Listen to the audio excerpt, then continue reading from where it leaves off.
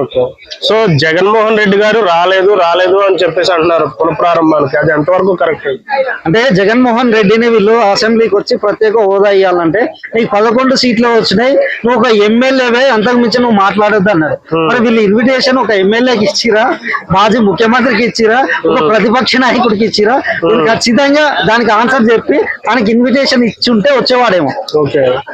So ఆ ప్రాతిపదికను చూస్తే ఒకవేళ వచ్చుంటే స్టేజ్ మీద కూర్చోబెట్టేవాళ్ళ, కింద కూర్చోబెట్టేవాళ్ళు, అది ఇక వాళ్ళకే తెలియాలి. దానికి ఇచ్చే దాని విధానం అన్నమాట. అందుకే యాజ్ యూజువల్ గా ఆయన ఒక సింగిల్ పార్టీగా 2019లో 153 సీట్లు గెలిచినటువంటి ఒక పార్టీకి అధినేత. సరే, తర్వాత ఆయన చేసిన నిర్ణయాల ప్రజల యొక్క యాక్సెప్టెన్స్ లేదా అది పక్కన పెడితే 11 సీట్లు గెలిపించారు.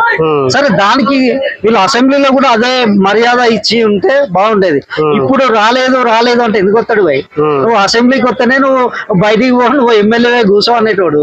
నువ్వు ఒక ప్రధానమంత్రికి వచ్చి నువ్వు ఏదో పెద్ద ఈవెంట్, రెండోసారి మళ్ళీ ప్రారంభం అయిపోయింది, ప్రారంభం తర్వాత 5 ఏళ్ళు ఏమైందో తెలియదు, మళ్ళీ పునఃప్రారంభం తర్వాత ఎన్నేళ్ళు అవుతుందో తెలియదు.